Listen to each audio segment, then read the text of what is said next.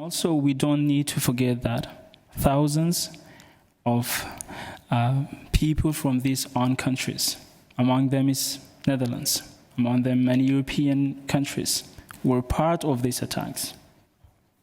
They were part of killing, enslaving children and women. They were part of this genocide. There are evidence collected by UNITAD and ICMP and many other international organizations. There are investigations, and there are evidence, and there are people ready to testify. It's only a decision, a political decision needs to be made, and I hope that Dutch people and other Europeans who joined ISIS committing war crimes, crimes against humanity and genocide crimes wouldn't come back home without any justice. After this historical, I would say more symbolic and political decision by the Dutch Parliament, which we are very proud of and very thankful, that needs to look at what needs to be done after this decision.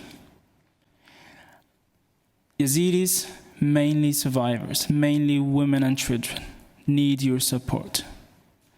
If you can't bring 1,000 like German government and state of Baden-Württemberg did, maybe 50, 100, even one, because each life matters.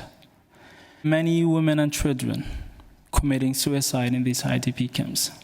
It's a time that we call on our friends of Yazidi cause, like Ms. Anna Kaik, and many others, to come up with advocacy, with decisions to bring more Yazidis to Netherlands. That will be a topic that we will be proud of hopefully next year when we come to DeBalie. We don't talk about what needs to be done, but we will just come here and thank, and we wouldn't repeat the same statistics. That is a hope and a dream. Saeed mentioned the case of Yazidi. Historically, the main center of the Yazidis was Turkey. Yes. It was not Iraq and not Syria. It was Turkey. And now we have just 576 Yazidis in Turkey. Yes. Only 576. So we already witnessed a genocide in Turkey. And came to your question to Saeed, we are now facing the same two Yazidis in Syria as well in Iraq. So the Yazidis are on the border to survive, or in the next 5 generations not be accessed anymore. Yeah. This is the point. This is what is happening. Make it very clear. And if we not act now politically, socially, economically, in 5 generations we will not have any more Yazidis. And this history is going back to 4,000 years. Anne Kuik, you filed the motion that was also mentioned here before at the table a few times. It was a motion for the Dutch government to officially recognize the genocide on the Yazidi as a genocide. Why did you do that? Yeah, it was a motion that the whole parliament supported to recognize the genocide.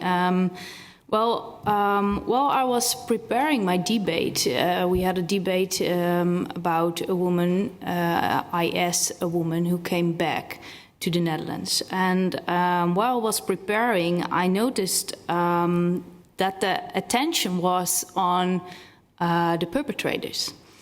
And so I got in contact with Brenda. I saw her tweets. I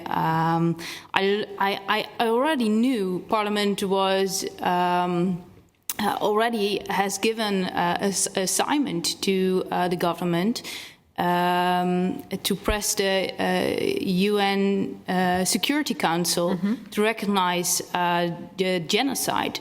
But I didn't know that Parliament didn't already said it itself and recognized the genocide. So behind the scenes, I asked all the other parties, because you don't want to put in a motion that gets rejected, of course. Rejected. This is very painful. For everyone, really on this subject. So. Everybody supported it, and I think it's an important signal.